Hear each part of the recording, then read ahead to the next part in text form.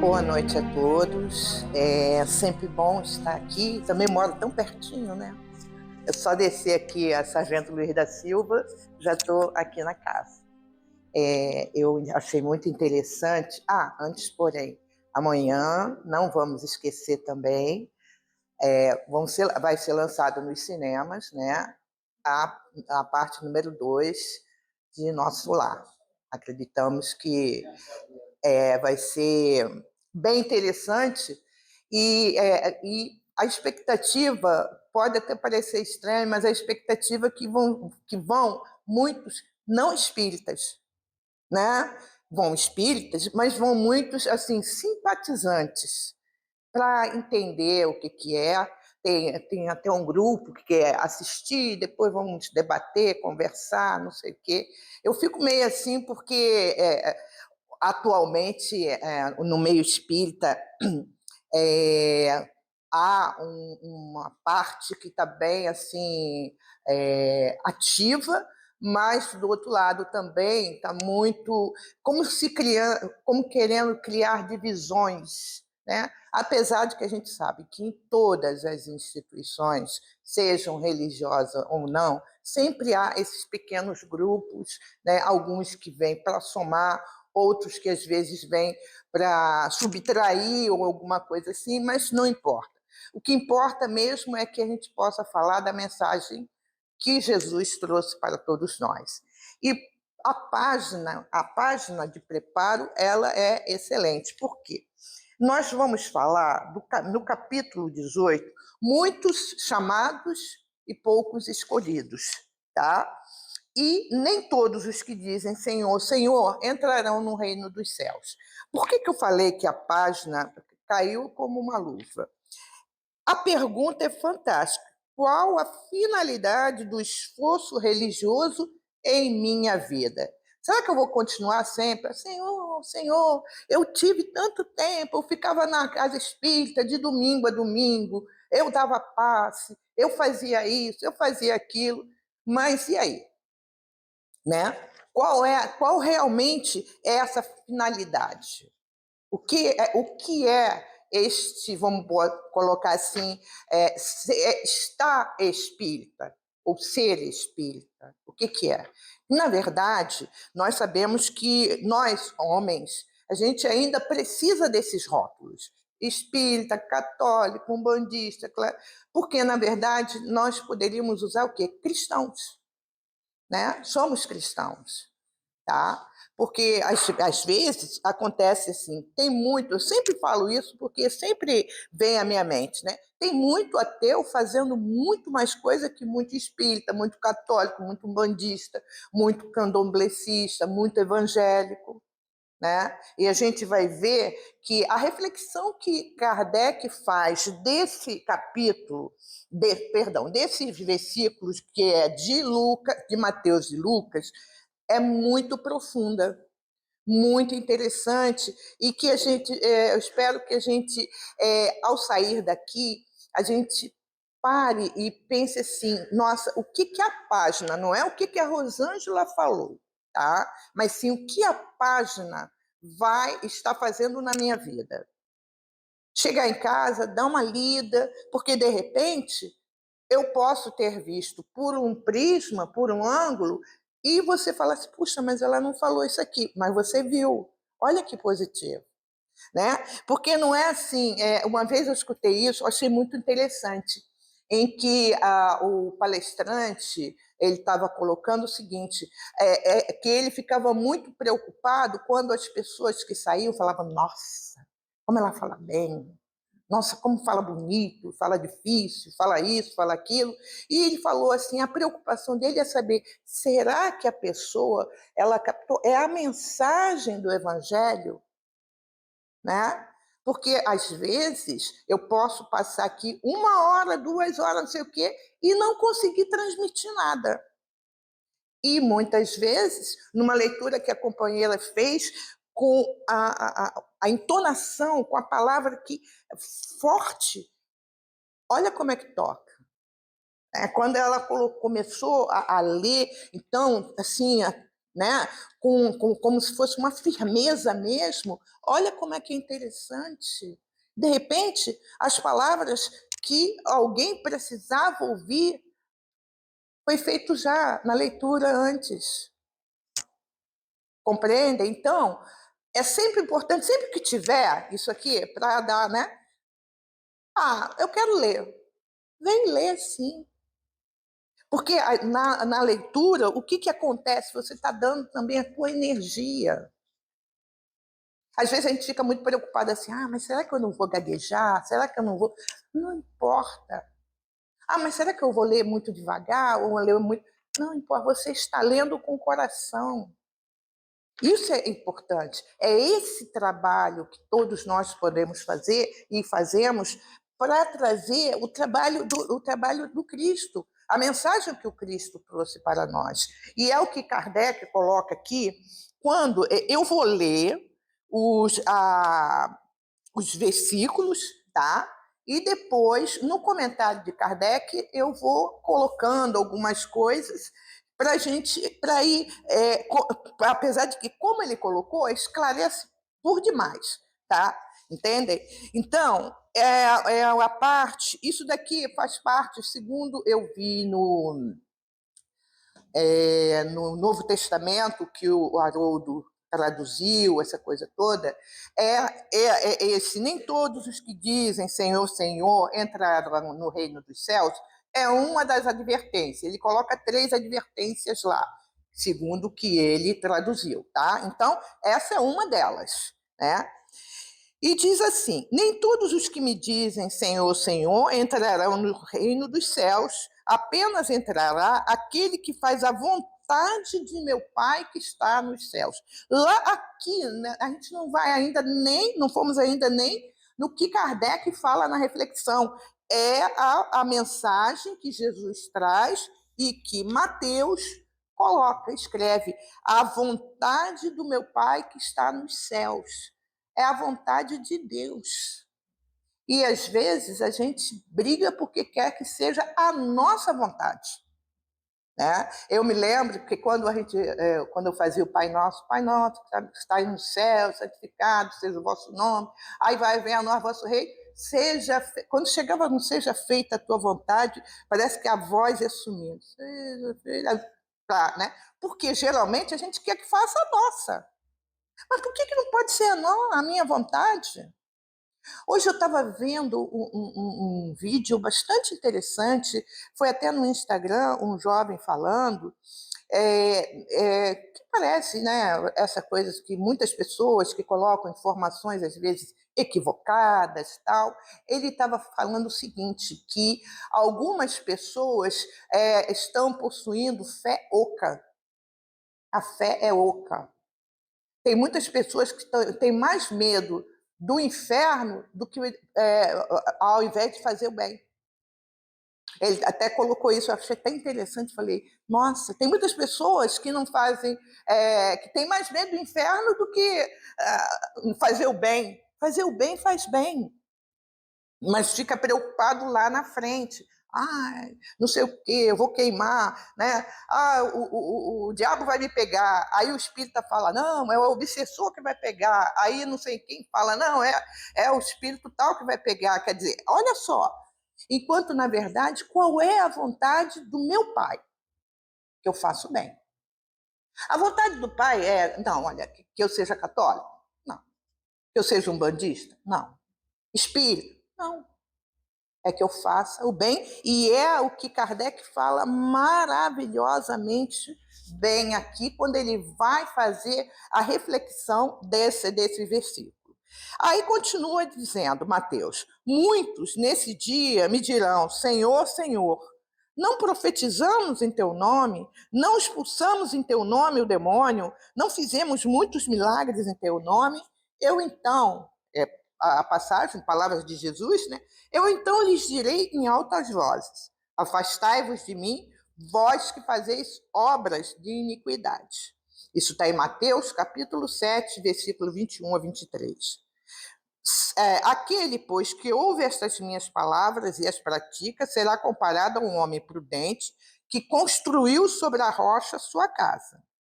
E aí a gente para e pensa: onde é que eu estou construindo a minha casa? Estou construindo sobre rocha? É. Aí a gente volta lá na perguntinha da página, né? Qual a finalidade do esforço religioso em minha vida? É uma reflexão, né? Quando caiu a chuva, os rios transbordaram, sopraram os ventos sobre a casa, ela não ruiu por estar edificada na rocha. Mas aquele que ouve estas minhas palavras e não as pratica se assemelha a um homem sensato que construiu a sua casa na areia. O que é construir a casa na areia? É a facilidade. Ai, a vida podia ser tão mais fácil, podia ser assim. Ai, para que tanto esforço? Para que fazer tanta coisa? Para que isso ou para que aquilo? Né? E às vezes a gente quer que as coisas caiam do céu. Não cai, do céu cai chuva. E ácida, né? Porque agora, do jeito que está, vamos dizer, em relação à poluição, o meio ambiente, né? Eu lembro que quando era criança, a coisa mais bacana era a gente cair, correr na chuva, beber água de chuva. Hoje, eu assusto quando falam, olha, é chuva ácida que está caindo e a gente às vezes nem sente, né? Aí, continuando, quando a chuva caiu, os rios transbordaram, os ventos sopraram e vieram açoitar. Ela foi derribada, grande foi a sua ruína. Aquele que violar um destes menores mandamentos e que ensinar os homens a violá-los, será considerado como o último no reino dos céus. Mas será grande no reino dos céus aquele que os cumprir e ensinar. Mateus 5:19. E Kardec, ele começa a fazer uma análise sobre esses versículos da seguinte forma: todos os que reconhecem a missão de Jesus dizem: Senhor, Senhor. De que serve, porém, lhe chamarem mestre ou senhor se não lhe seguem os preceitos? Né? Ai, Jesus, me abençoa. Ai, Jesus, cuida da minha casa. Ai, Jesus, não sei o quê. Aí a gente vai para o WhatsApp e começa a mandar um monte de bronca. Aí vai para o Facebook. Eu. Eu era assim. Não, ainda sou um pouquinho. Não vou falar aqui. Não, não tem, não. Ainda sou. Porque às vezes, quando eu vejo alguma coisa assim, aí eu estou lá escrevendo, né? Aí, quando eu vejo o texto já está grande, eu falei, aí eu vou diminuindo, eu falei, não vou falar nada não. Aí eu paro, né? Porque a gente ainda é dessa forma aqui, né? De que serve, eu chamo mestre, Senhor, Senhor, cuida da minha casa, não sei o quê. Mas, Senhor, olha, aquela pessoa que fez aquilo assim, assim, o Senhor dá um jeito. A gente ainda estamos nesse pensamento, né? E não é legal, não é bom. E quando a gente fala assim que não é legal, não é bom, agora a gente cai na questão da ciência. Você desejar o mal, você ficar com rancor, você ficar com ressentimento, você ficar com isso ou com aquilo de coisas negativas, provoca um mal na sua saúde. Não é o espiritismo que está falando, é a ciência que está comprovando. Quantos casos que tem de pessoas de variadas enfermidades que, no fundo, vai se fazer uma avaliação, problemas emocionais, problemas que a pessoa não consegue lidar com a raiva, com a mágoa, com o ressentimento, e quando vê, às vezes fica anos tomando uma medicação, fazendo um tratamento, não muda, não melhora. Por quê? Não muda o pensamento. Aí vem as doenças psicossomáticas e vai por aí afora, né? E aí ele continua dizendo aqui, serão cristãos os que o honram com exteriores atos de devoção e, ao mesmo tempo, sacrificam ao orgulho, ao egoísmo, à cupidez e a todas as suas paixões, né? Ah, eu adoro Jesus, eu faço, eu levo flores ou vela, ou o que for, dentro da linha religiosa que eu frequento, até dentro da própria doutrina espírita também, né? Ah, eu adoro o Senhor, estou lá na casa fazendo radiação, fazendo isso, fazendo aquilo, mas meu coração está pesado de raiva. É complicado. Isso é sofrimento. E eu sempre converso, e eu sempre converso também com o Rubens sobre isso, até no nosso meio espírita, infelizmente, essas coisas têm acontecido, né? Então, vimos há anos atrás uma polarização imensa, e ainda temos muita polarização.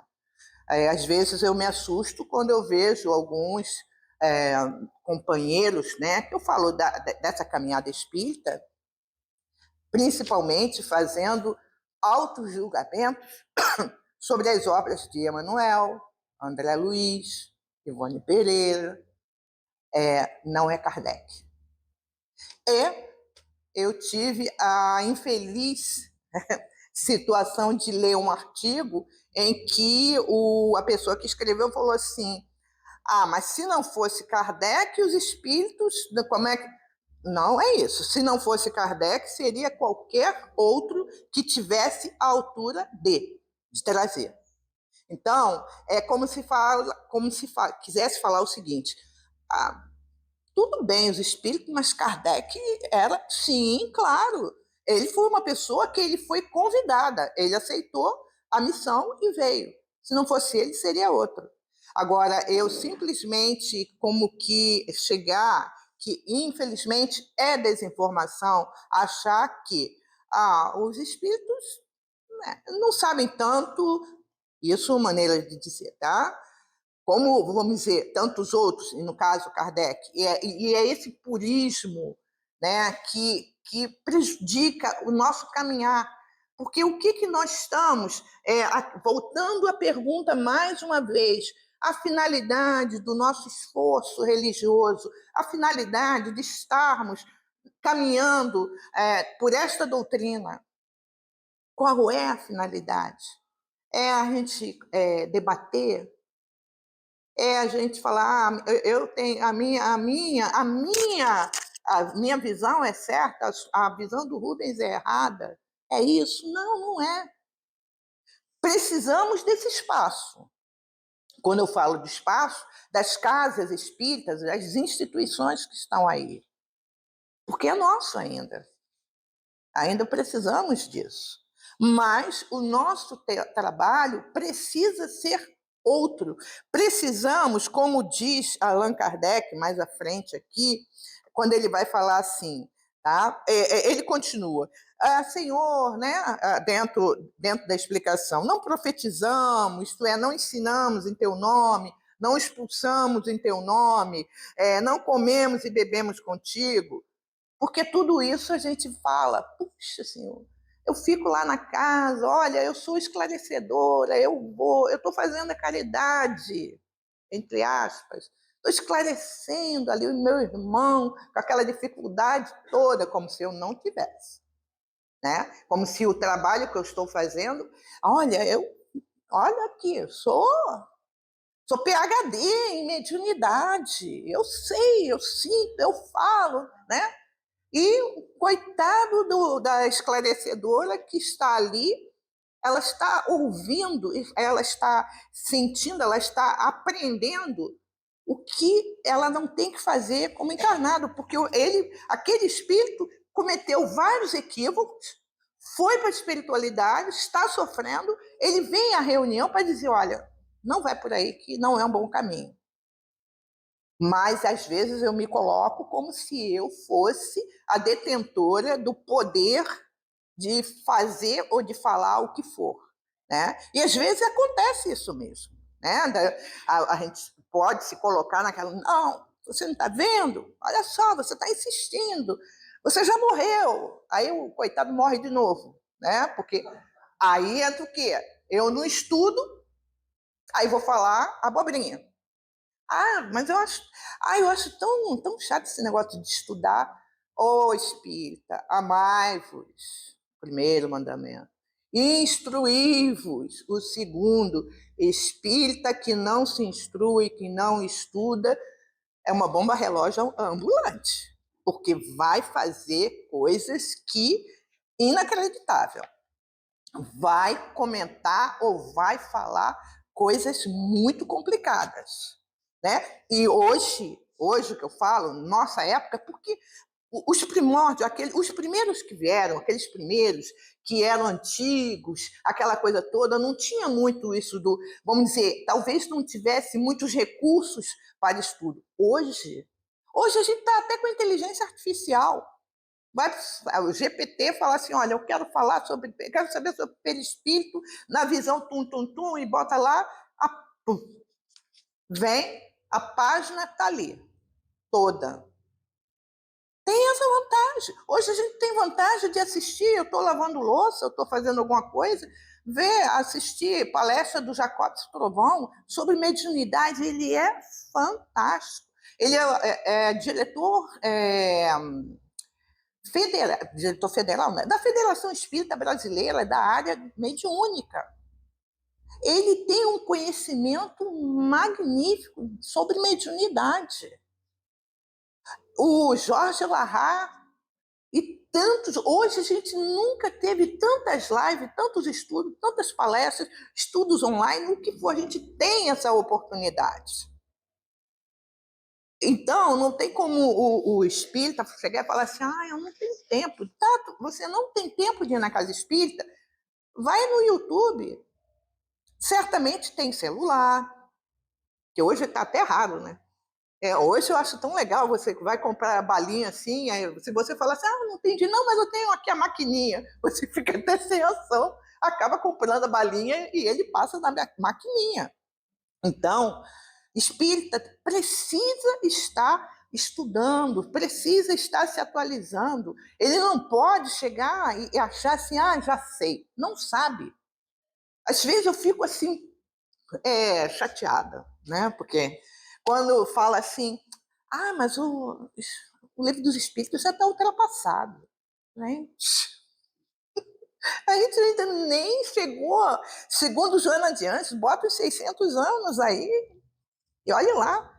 E há aqueles que, infelizmente, por falta talvez de orientação, sei lá o que é, não, nós temos que modernizar o livro dos Espíritos. Gente, não é, a questão não tem nada a ver. Que muitas coisas foram faladas à época de Kardec, mas a época de Kardec, quem faz o estudo mesmo, se observar, não era para aquela época, é para a época de hoje e para frente. Essa questão de modernizar algumas palavras, alguns não sei o quê. Vamos estudar. Né? Vamos entender quando Kardec ele coloca aqui, quando ele comentando dentro do que eu estou falando, ele está comentando essa página, quando ele diz assim, o caminho único que vos está aberto para achar desgraça perante ele, perante Jesus, é o da prática sincera da lei de amor e caridade. É o caminho único. A prática sincera da lei de amor e caridade. São duas coisas, amor e caridade. Ele não fala só a prática de amor só. Ele fala prática de amor e caridade. Ele não fala só a prática da caridade. Ele fala amor e caridade. E às vezes a gente vê assim, mas a gente tem que fazer a caridade só. Se não tiver amor, não adianta. Você está fazendo a caridade, de repente, para barganhar, tipo assim, será que eu não ganho bônus horas para quando chegar lá, né? Aí é falta de estudo, porque bônus horas não é aquela moeda de troca, não. É muito mais. Quem leu o Nosso Lar sabe que não é assim, não. Eu faço bem aqui, eu fui tanto na casa José o Carpinteiro, eu quero, sabe, eu fiz a caridade lá, será que tem? Não, não é assim. Né?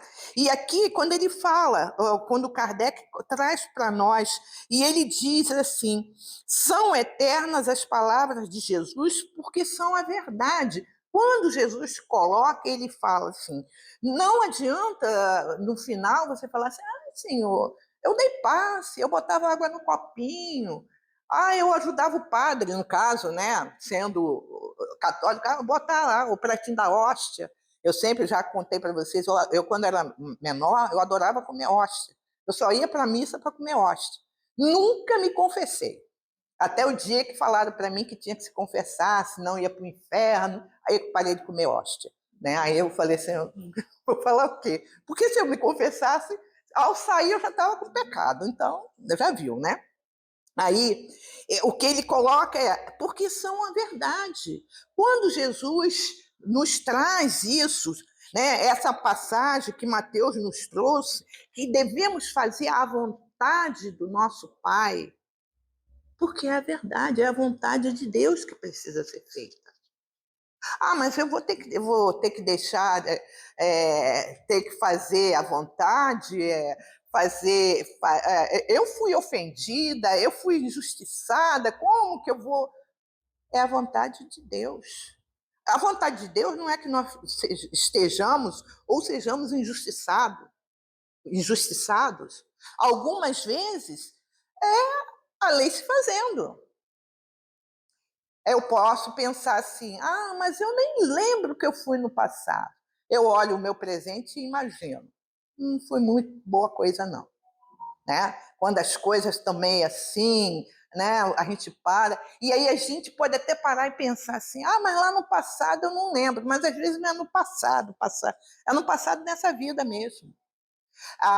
Uma vez uma palestrante esteve na casa que eu frequentava em Teresópolis e ela falou uma coisa, né, ela trouxe um gráfico muito interessante, muito bacana, ela dizendo o seguinte, que as causas atuais são as causas maiores das nossas dificuldades, não é as causas anteriores, é as causas atuais mesmo. Coisas que fizemos aqui, agora, nesse momento que a gente está reencarnado. Mas eu nem me lembro. Algumas coisas a gente sabe, lembra. Muitas vezes a gente joga para debaixo do tapete. Né? Mas a gente sabe, a gente lembra. Né? Então, são as causas atuais. É como eu estou trabalhando em mim, como é que eu estou trabalhando com o outro, como é que eu estou olhando o meu companheiro, o meu irmão. Né? E Kardec coloca aqui mais uma coisa que eu achei muito interessante. Ele diz assim, eis porque todas as instituições humanas, políticas, sociais e religiosas que se apoiarem nessas palavras serão estáveis como a casa construída sobre a rocha. Que palavras, né? Quando ele fala as eternas palavras de Jesus, porque são a verdade. O que Jesus traz, né, e nos apresenta é a verdade. Quando ele fala reconciliai-vos com o vosso próximo enquanto estáis a caminho com ele, é a verdade. Porque depois que ele desencarna, dependendo, fica complicado. E principalmente como obsessor, fica mais complicado ainda. Às vezes a gente pode falar assim, dá não, Rubens. Olha, na próxima vida eu me resolvo lá com a minha vizinha, porque hoje está difícil. Não vai por aí, não. Porque você não sabe. Como é que vai ser a próxima? Será que vai dar mesmo? Hoje ela vem como vizinha, a próxima ela vem como filha. Vem como sogra. Ou a gente é a sogra, né? E aí, como é que faz? Né? Vem como aquela pessoa, assim, uma irmã. E aí? Então, está a caminho? Vamos resolver as pendências. Eu me lembro, né, que quando eu vim morar há pouco tempo, vim morar aqui, eu tive algumas dificuldades com uma vizinha, né, com uma pessoa. Porque eu tinha uma cachorra que há 5 anos ela não levantava. E uma vez eu saí e, sem querer, não fechei a janela. E a cachorra, acho que chorou a noite toda. Aí deixou bilhete, deixou isso, deixou aquilo. Falava.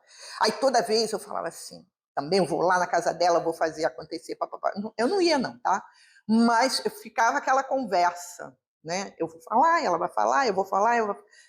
Aí eu parei e falei assim, bem, eu não agi bem porque eu deveria ter prestado mais atenção, ter fechado a janela, tal. Tá, tudo bem. Mas de vez em quando vinha. Só falta eu chegar lá na minha casa e ter um bilhete. Gente, às vezes eu estou vindo da casa da minha mãe, que mora no Mapendi, do nada. por que ela vai botar bilhete? Eu falei, então, mas se ela botar bilhete, eu vou botar um bilhete na casa dela, não sei o quê. Aí eu paro e falo assim, pelo amor de Deus. Eu não falo nem o obsessor, gente, porque é meu mesmo, sabe? É eu, o espírito mesmo, que fica, né? Porque aí é muito fácil falar assim, ai, é o obsessor que está fazendo com que eu fale essas coisas. É nada. Né? Leva a culpa, né? Aí eu quero passar para ele, né, delegar ele que eu estar naquele estado, assim, é o obsessor. Não, sou eu mesmo, né? E aí ele começa, Kardec ele diz assim, que as instituições humanas, as políticas, sociais, religiosas, elas vão se tornar estáveis sobre rocha quando, na verdade, elas trabalharem a questão do respeito, do amor, olhar o outro, saber ver no outro não um inimigo, que infelizmente é o que a gente mais vê agora, né? Algumas instituições, sejam elas religiosas, políticas ou sociais, fazendo com que o outro seja um inimigo, e não é. E o mais assim, a gente entender o seguinte, que no final, todos nós vamos partir, todos nós vamos voltar para a espiritualidade, queiramos ou não. A espiritualidade não vai deixar de existir se eu falar assim, eu não acredito. Bom, então, aquele nosso inimigo, aquele que a gente considera inimigo, porque ele não pensa como eu penso, né? Que ele não aceita o meu ponto de vista, que ele não aceita a minha verdade, mas não é a minha verdade. É a verdade que a verdade, ela não tem dono. É aquilo que a gente pode fazer de bom pelo outro. Preciso respeitar o outro dentro da caminhada dele. Infelizmente, hoje, em pleno século XXI, temos que lidar com intolerância religiosa, porque eu acho que o outro lá, a religião dele é a religião que faz mal, faz isso, faz aquilo. Eu entro, destruo, eu quebro.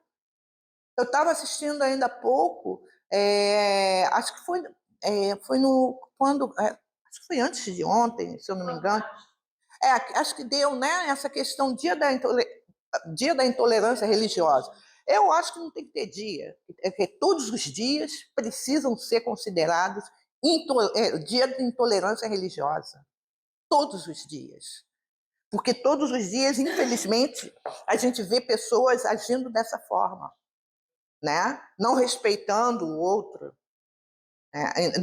Não percebendo que cada um está no lugar que é próprio.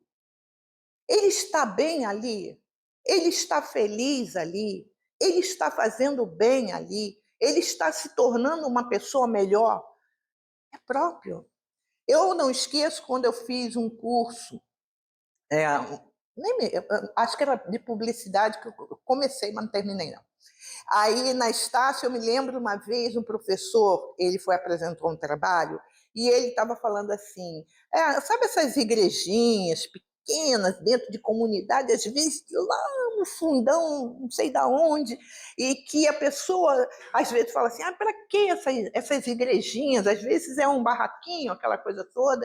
Ele estava falando assim, vocês já pararam para pensar? Ele até citou um exemplo, num lugar na Baixada Fluminense. Ele falou assim, vocês já pararam para pensar que essa igrejinha ou esse templo pequenininho ou alguma coisa assim, o quanto eles auxiliam aquelas criaturas que estão ali? Quantos viciados, principalmente na bebida alcoólica, alguns conseguem sair do vício. Aí quando você vê, ele está com a Bíbliazinha de terninho, está indo para a igreja, é o pastor. Às vezes a gente fala assim, qualquer coisa agora vai lá. Entrou lá para o presídio, vira evangélico ou vira católico. Não importa, importa que pelo menos ele está dando uma oportunidade a ele de começar aqui a melhorar. Será que a pessoa vai ter que pagar o resto da vida? O julgamento nosso, se Deus, que é o Pai nosso, nos aceita como nós somos? nos aceita como nós somos. E nós, às vezes, não conseguimos aceitar o outro dentro da caminhada dele, dentro do que ele pensa em relação à questão, vamos lá, à questão religiosa. Né? Então, aqui, aí Kardec, nisso, ele termina dizendo assim: os homens as conservarão porque se sentirão felizes nela.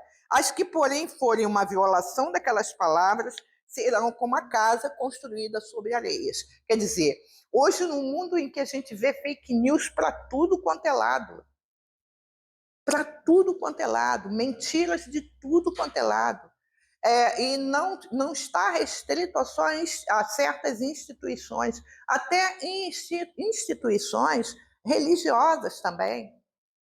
Quando, infelizmente, às vezes a gente vê pessoas que recebem cartas psicografadas e que com detalhes que, às vezes, o médiuns, aqueles que realmente não levam a sério a mediunidade deles, pesquisam. Aí a gente pode parar e pensar assim.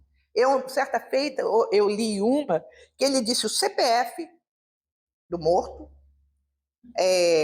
o número da placa da moto que ele foi acidentado, o telefone celular. E eu me lembro que quando eu assisti, eu falei, nossa, fantástico, nossa.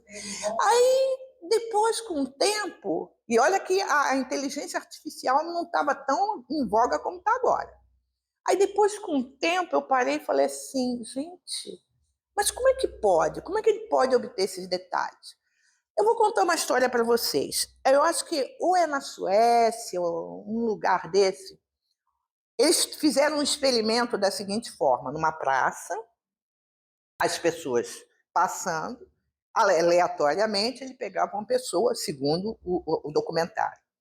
Aí sentava com a pessoa e falava assim, o número da sua carteira de previdência é a tal, tal, tal. A pessoa já chocava.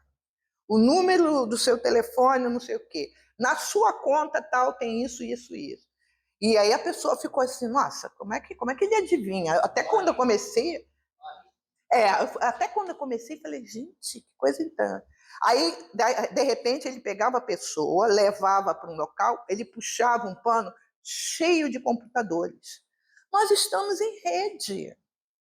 Qualquer um pode chegar e dizer, pegar os dados e dizer do meu pai, do não sei o quê, aqui, tal, tal. Então, até isso, numa carta psicografada, a gente tem que prestar atenção em detalhes. Então, não, mas quanto mais detalhes, é complicado prestar atenção no que vem. E olha, chocante que eu fiquei, não sei se procede, mas eu fiquei chocada, embora eu esteja colocando, e isso vai para está sendo gravado também, mas ontem eu assisti uma coisa que eu fiquei assim, aí depois eu parei e falei assim, gente, isso pode acontecer. Pessoas que quiserem eternizar a voz de um ente amado. Aí quando ele vira, ele tem um QR Code. Você grava a voz do ente amado, a foto da pessoa, você é num chaveirinho. Se você quiser ouvir a voz da pessoa que já morreu, você aperta e escuta a voz. Aí vocês podem falar assim, não, Rosângela, não pode ser. Pode, gente. Assim, a tecnologia está aí. É isso. A gente não tem, por exemplo, antigamente não se filmava e não fica. Por que a voz não pode ficar? Eu achei interessante, porque é uma pessoa que ela faz isso daí, né? Aí quando ela virou, tinha um QR Code. Então, eu não tenho, vamos dizer assim, como falar tecnologicamente, que eu não domino essa área. Mas é isso. Aí você está com saudade. E olha qual foi o meu pensamento quando eu vi isso. Falei, puxa vida, eu podia ter gravado do meu marido. Olha só. Observa. Veio no meu pensamento isso na hora. Porque eu tinha uma gravação dele no meu celular, antes dele morrer, foi quando ele deixou uma mensagem para mim, né? Eu estou indo no banco, assim, assim, assim, tal. E acabou que o meu celular deu pane e eu perdi a voz, não tinha mais a voz. Mas olha só, qual foi o meu pensamento? Caramba, eu podia ter. Aí você vai criar o quê? Ai, tô com saudade de fulano, liga a voz. Caramba, se no pensamento a gente já, né, fica meio perturbado, ficar coitado eles vão ficar obsidiados. Toda vez que ele vai dar um passo, ai, que saudade do falecido. Aperto e estou ouvindo a voz, lá volta o falecido. O falecido não vai, de jeito nenhum, né? Quer dizer, observam. Ah, mas não é bacana, Rosângela? Não, não é. Mas nós vivemos num mundo em que isso vai ser o natural, de você poder ouvir, né, a voz de uma pessoa. Isso faz parte. E a gente vai ter que lidar com isso, né? Então, para a gente terminar, que a gente já está chegando no nosso finalzinho, né? Tem essa página aqui que é do Livro da Esperança, tá? Que estuda essa passagem. Nem todos os que dizem Senhor, Senhor entrará no reino dos céus, mas aquele que faz a vontade do meu Pai que está nos céus. E a página referente também que está no Evangelho.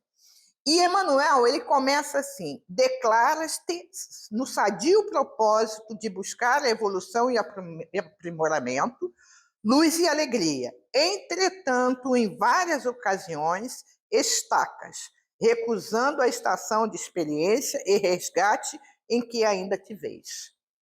Quer dizer, algumas vezes eu tenho esse propósito de evoluir, de aprimorar-me, mas algumas vezes eu estaco.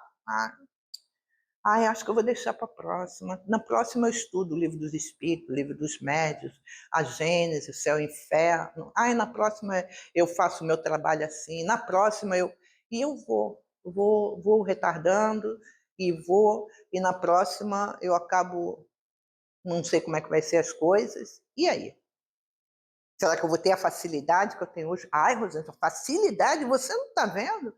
Olha aí, o planeta está explodindo em devastações, corrupção, não sei o quê, tudo isso faz parte. É o combo que a gente falou assim, lá falou assim, vem cá, planeta Terra, Brasil, Rio de Janeiro, Jacarepaguá. Aí vai ter isso, tudo. Aceita? Eu aceito. Pode me mandar. Olha, eu aceito de joelhos, eu vou. E aqui a gente tá. Aí, às vezes, a gente pode falar assim, poxa, mas eu não sabia que ia ser assim. Sabia. Porque eles não fazem nada que a gente não tivesse vamos dizer, uma concordância nossa. Aí, às vezes, eu brinco, né, com a amiga, ela fala assim, eu não quero morar na Taquara de novo. Eu falei assim, amiga, você lembra quando a gente foi lá naquele lugarzinho, tal, que mandaram para a gente, né? Vai lá, tem um lugar lá na espiritualidade que tem um serviço da Taquara, que está lá, para quem quiser. Lembra antigamente como nós, né? Vocês, eu, né? Mais antiga, tinha para vender terreno, não tinha aquela barraquinha, né? Vende terreno.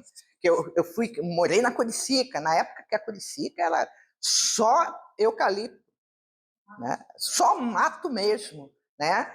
Então, era assim lá, a gente foi procurar, falar, aqui na Taquara, tem um lugar lá que vai ser a Taquara.